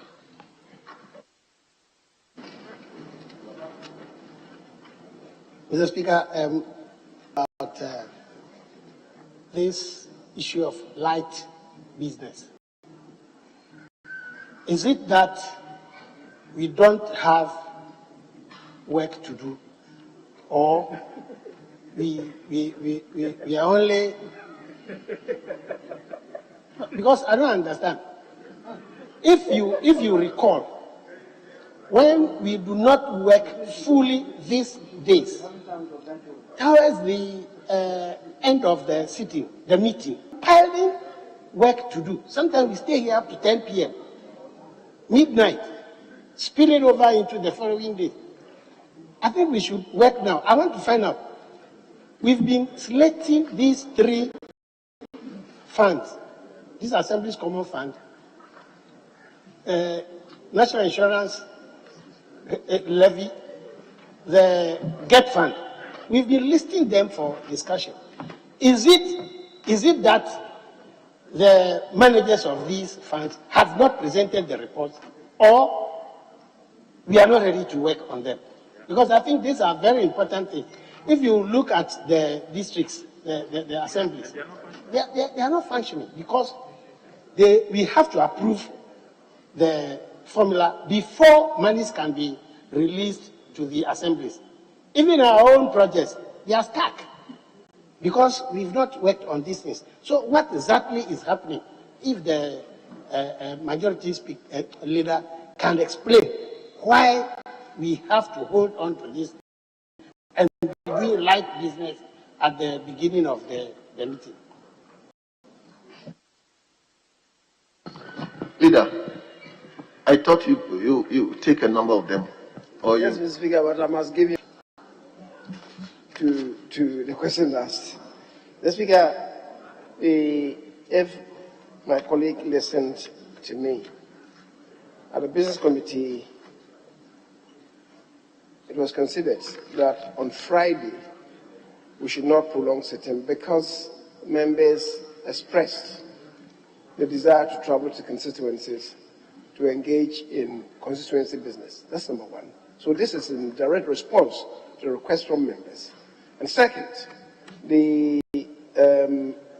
if you look at the Friday business, it also seeks to adopt the 7th report with appointment committee on the president nomination for deputy ministerial appointments.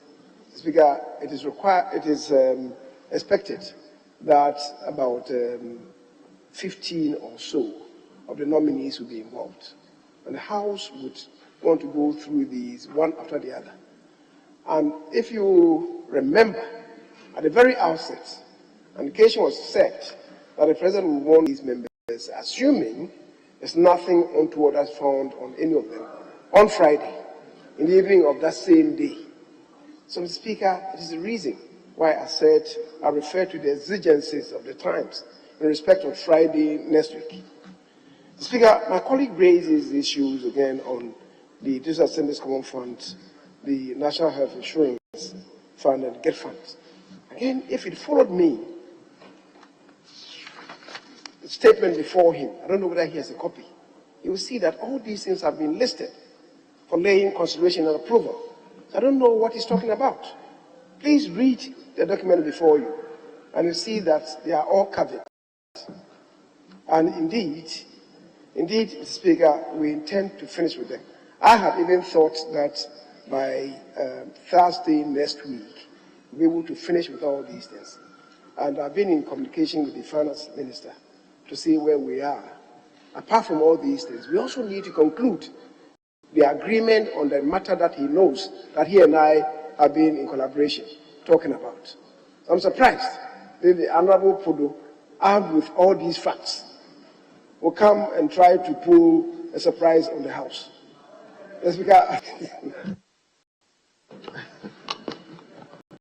Yes, Honorable Member for Lingo Prampram. Thank you very much, Right Honorable Speaker. Right Honorable Speaker, in reading the business statement for the week, I would want some clarity from the majority leader. Do we start sitting? Because we have realized over the past 3 weeks a disparity in sitting times. Is it 10 a.m. or is it 2 p.m.? We will want some certainty on what time sitting will begin. Again, I also just want to draw the attention of the leader of the House to the fact that this House, in the last Parliament, raised the issue of the security of members of Parliament after the unfortunate demise of one of our colleagues, which led to the allocation of police bodyguards to members of Parliament. Let it be known that more than half of members of Parliament who have police guards who are largely ushers and not police guards, because even though they've gone for training, they have not been issued the requisite sidearm to offer protection for the job they are doing. So we don't have police bodyguards, we have ushers who are ushering us. Then the last issue again is one which the majority leader himself is very passionate about. Annual reports of state agencies and ministries. Annual reports. I would want to urge him, since we've been told today that thankfully he's part of the cabinet, to whisper to the president, to ask his ministers to bring their reports. Some of the agencies are in default as far back as 2015, 6 years in arrears. We need those reports. If those reports were before the House, once there's no government business for us to be doing that, we are sitting light, they're sitting heavy working on those reports. I thank you. Yes. Honorable Member for Bongo. Yeah, thank you very much, Mr. Speaker. I just need some clarity here, particularly as the number 3, bullet number 3, on the outstanding statutory formula. My understanding has been that all boards of corporations and government agencies have been dissolved. That was the understanding I got. I also do know that these particular formulas will have to be presented to Parliament through the approval of those various boards. My question is, because I see that the leader is indicating that they want them to work on this report and then give to plenary by Tuesday, 15th, am I right? 15th June, which is Tuesday. That will be Tuesday. My question is, if we do not have boards of these statutory bodies, I'm talking of Get Fund and NHIR, on what basis is this formula before Parliament for us to be even considering and approving? I just want some clarity on that, because I've not heard of any announcement of a board and approval of those ones. Yes, honourable member for Bori Bambo. Thank you, Mr. Speaker. You admitted a question, and the minister of that was the minister for rules would have been here tomorrow to answer that question. I was told that tomorrow wouldn't be sitting, and I haven't seen the question reflecting in next week's business statement. So I want to draw the leader's attention so that questions that would have been answered tomorrow can find space in this business statements. Thank you. Hello? Yes. Respectfully, Majority Leader.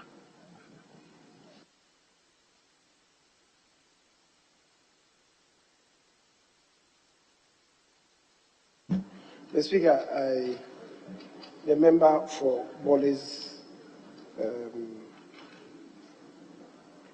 request that is to have the questions program for tomorrow offloaded to some other day in the ensuing week, I think is most appropriate.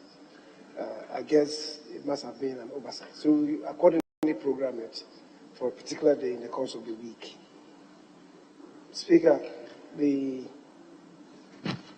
Honorable Bauer is saying that the boards of the various funds are not in place.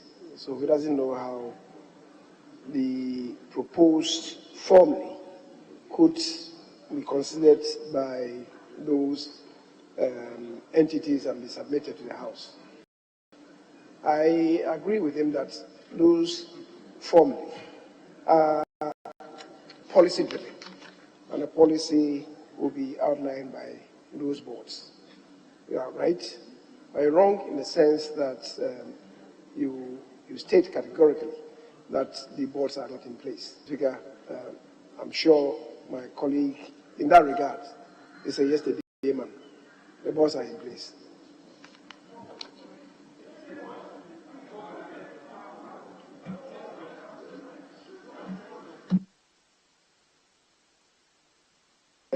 The Speaker, the boards have been inaugurated. It's not current. It's simply not current. That's why I'm telling you that we are yesterday man. The Speaker.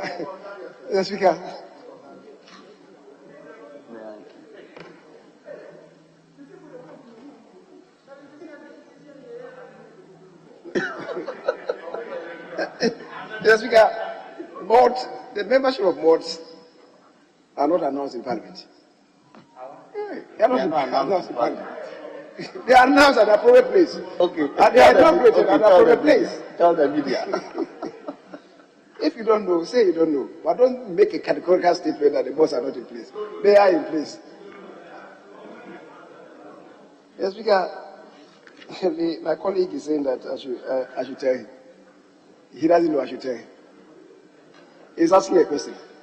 The Honorable Savini on the spur of the moment. And this question, I'll refer to him to Order 67. Just a question shall not be asked, the answer to which is readily available in official publications.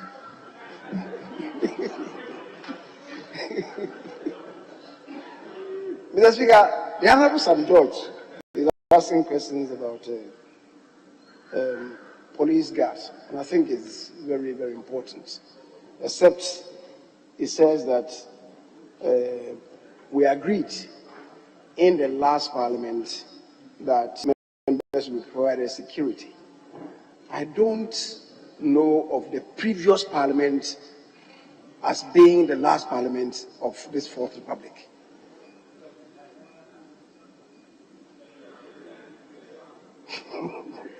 Could you describe it appropriately and I shall answer you appropriately?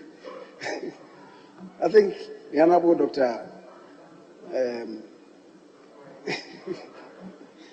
Could offer the Honorable Sam George appropriate diction in this, and I'll respond to him appropriately. But, Mr. Speaker, I am told that some members, as of yet, have not submitted the names of the police that they want. Mr. Speaker, if you would want to be accompanied by police guards, certainly it should be one that you can trust and have confidence in. And that is why we are being given this opportunity to submit names of those people that we can trust. Some have not as yet submitted those names, and it's important that we do so immediately. And I agree with the Honorable Sam George that we should go forward to request they be given the sidearms that he's asking for, including not only the sidearm, Mr. Speaker, but they are required to have, in addition to the pistols, even some other gadgets, including handcuffs and tear gas and so on. Those are necessary to ward off threats to members. So we are in discussion with the Minister for Interior, and I believe that appropriate things will be done in the fullness of time.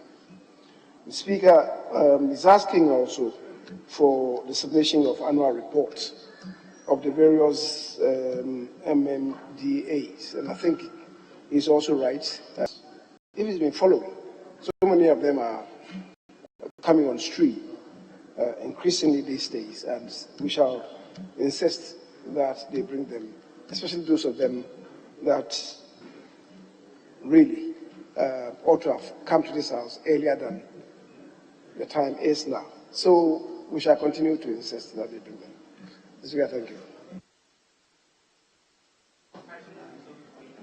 The Speaker, the time of sitting, we are in discussion with the Speaker to really settle on that.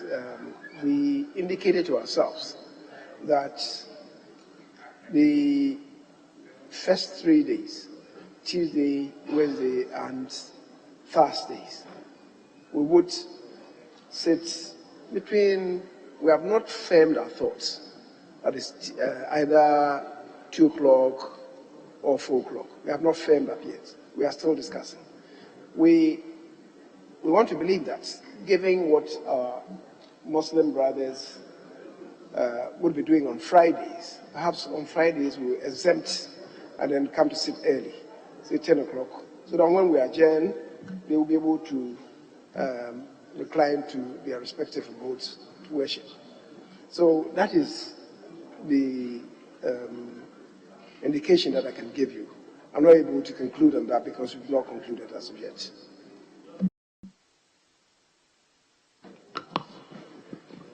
Yes, Honourable Member for Buim. Thank you, Right Honourable Speaker. Speaker, this matter has been raised here a number of times when the business statement is presented, and that is to do with our research assistance. And till now, we have not gotten a concrete response from the leadership. And so it's making a lot of members have offices that really is not functioning fully, or having RAs that are not so sure whether they are staying or they are going. And so we really want clarity on this matter. It cannot continue hanging and being postponed every other time.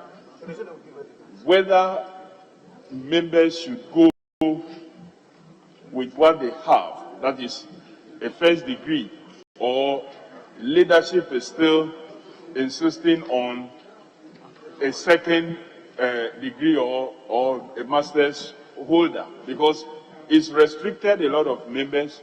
They are struggling to get people they can trust. Like the leader said on the issue of security, that you bring somebody that you can actually trust to provide you security.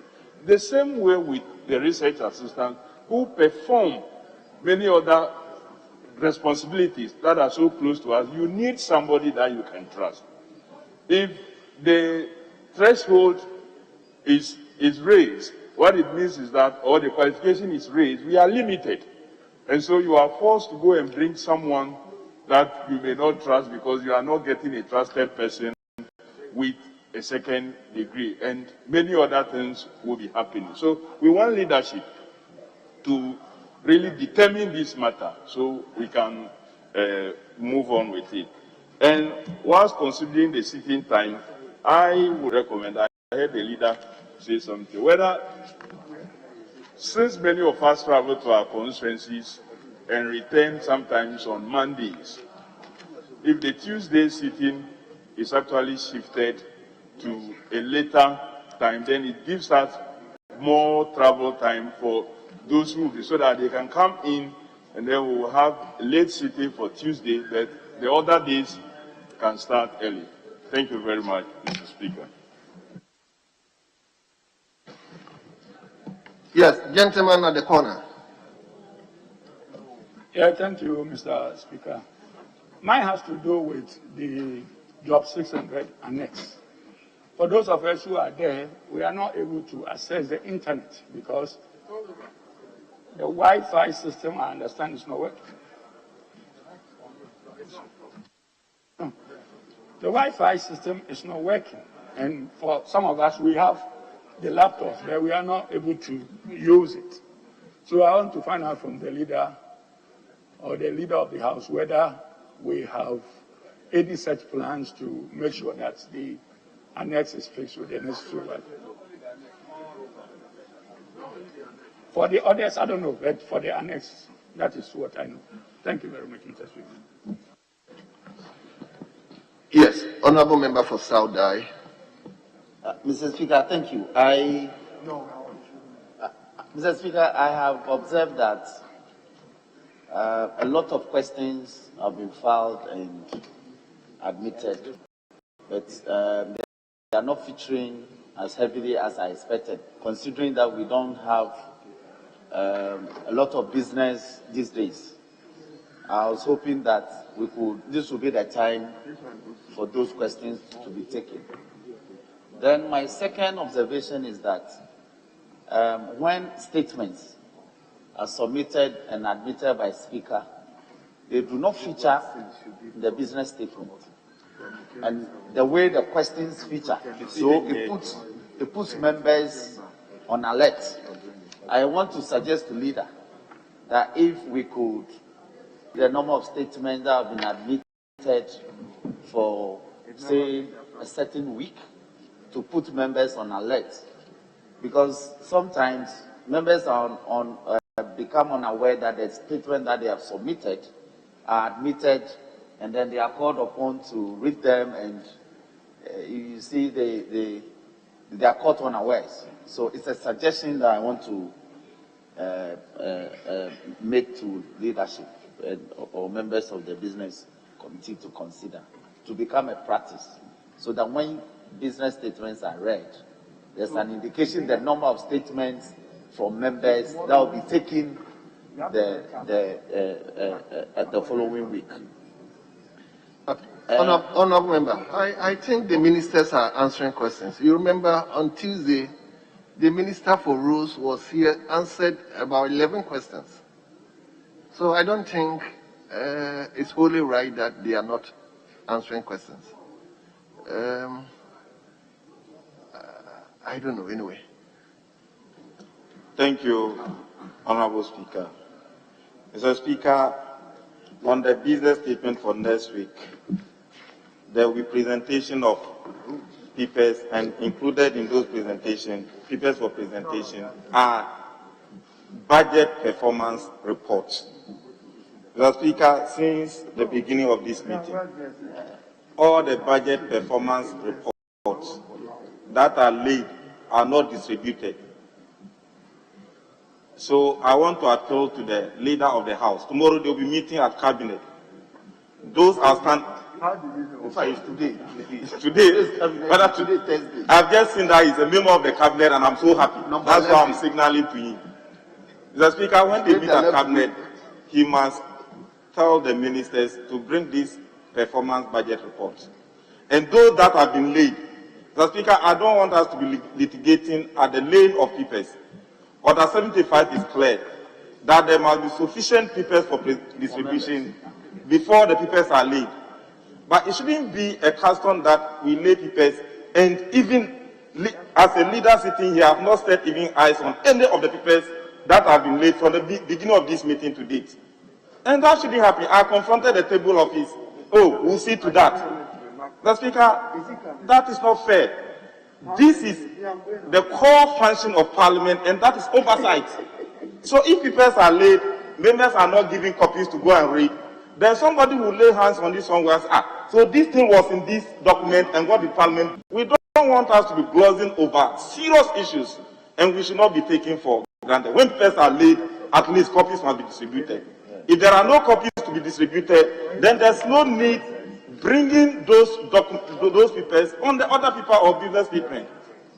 Mr. Speaker, that is just my humble appeal.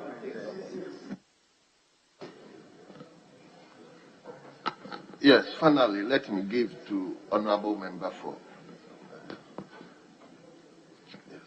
Thank you, Mr. Speaker. Mr. Speaker, please indulge me, but I wish to re-emphasize an earlier comment made, which has to do with the research assistance. Mr. Speaker, the uncertainty is not helpful to us at all. Mr. Speaker, we convened on January 7th. Today is June the 10th, and yet this matter is still hanging. I wish to encourage leadership to consider our interests. At the end of the day, the research assistants are supposed to help us. It is part of our conditions of service. And therefore, the issue of academic qualification should be secondary. Mr. Speaker, as a former lecturer, I can tell you that I have known students with degrees and master's degrees who can hardly put together a document. And I know some who have not gone, who can do research and write excellent reports.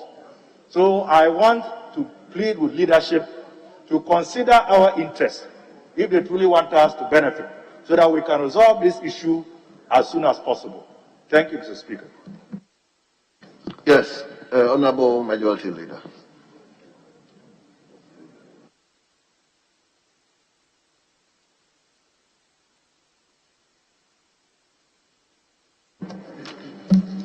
Mr. Speaker,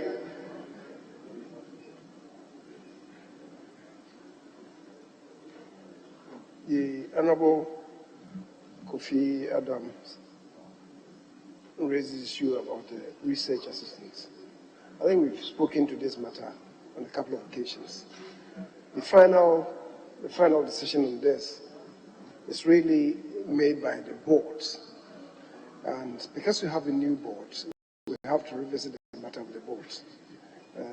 I guess the next 2 weeks, the board will having another meeting. And we inform the clerk to put it as one of the items to be placed before the board.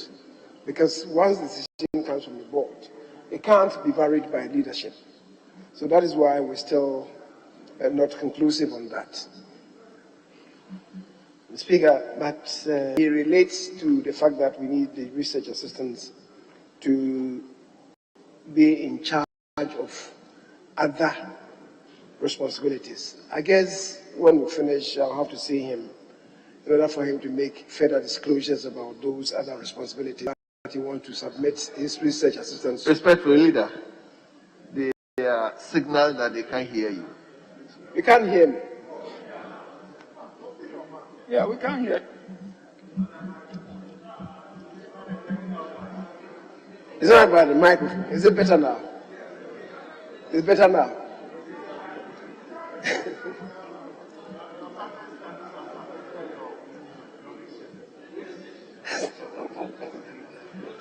That's always been there. What we allude to has always been there.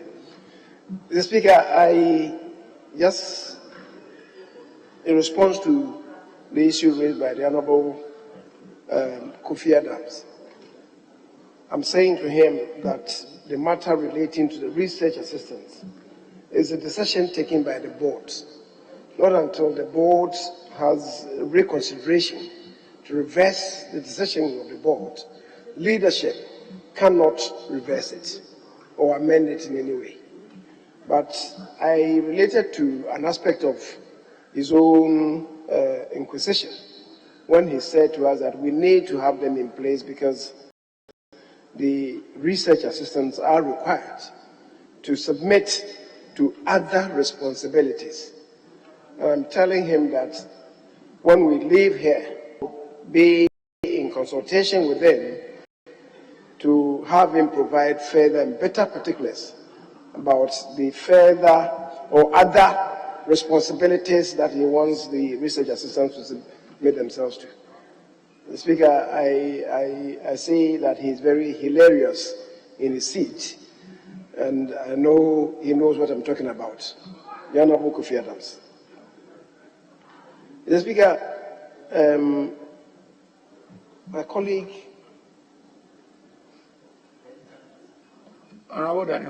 he raises issues about access to internet in the Job 600 annex. We'll be in consultation with the ICT department for them to. There are a few challenges, even in the old block, the main block, I should say. So we've called their attention, and they are providing boosters. I think they are piloting the devices, and pretty soon we'll have these new boosters, which would even allow you, wherever you go to, that's outside the presence of Parliament, to be able to still access these facilities. They are a new device that have come on stream, and members are going to be set, but they are in the stage of piloting them. The Speaker, Honorable Roxon is making a proposal to us about statements.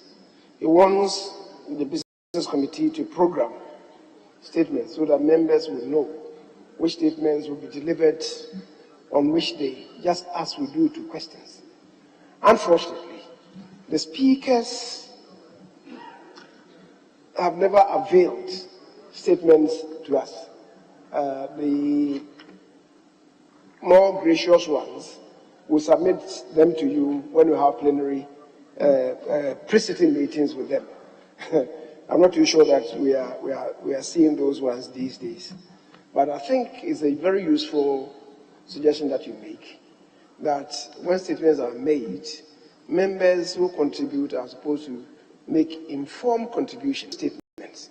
And oftentimes you also require policymakers with respect to the ministers to be here to respond. So you would want the speakers to avail these statements to at least the leaders, so that we communicate same to the appropriate persons to be in the chamber to respond in equal measure to these statements. Unfortunately, many of the speakers do respond appropriately to leadership in this regard. But we'll see what to do. I think it's a very useful suggestion, and we'll take it up with the speaker. The Honorable Ahmed's budget performance reports to be made available when they are late. My information is that those of them that have been late have been distributed. I'm not aware of budget performance reports that have been late, but which have information from the table office is that those of them that have been late have been distributed. If there are one or two of them that have not been distributed, please draw attention so we'll do the necessary follow-up. But the blanket statement that all of them have not been distributed really is inaccurate. The Speaker, thank you very much. Honorable members, we've come to the end of the business statement, and the business statement as presented is hereby adopted. Respectfully, Majority Leader, any indications? The Speaker, the indication is that because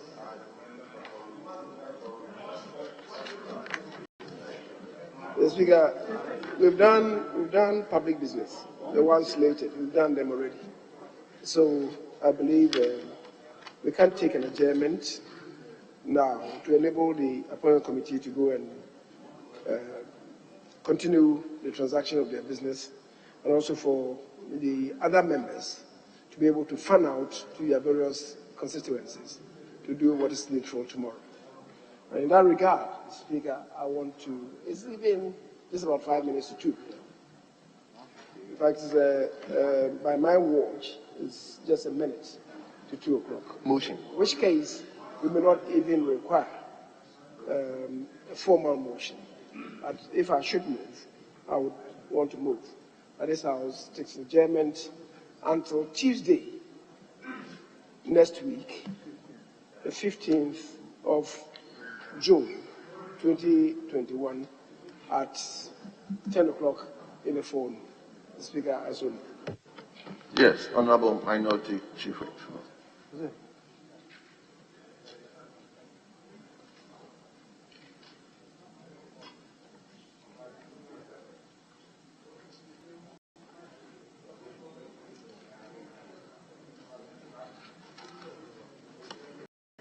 The Speaker, to amend the motion that rather set Tuesday next week, 15th June, at 2 o'clock in the afternoon.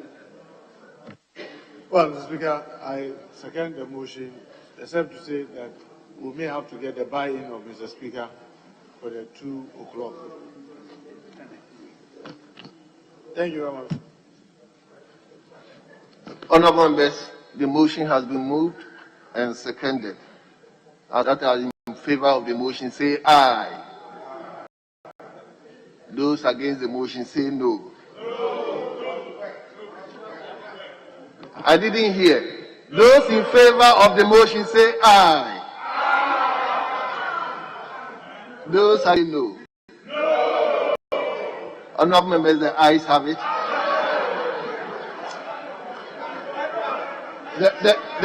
The House is accordingly adjourned till Tuesday, the 15th of June, 2021 at 2 o'clock in the afternoon.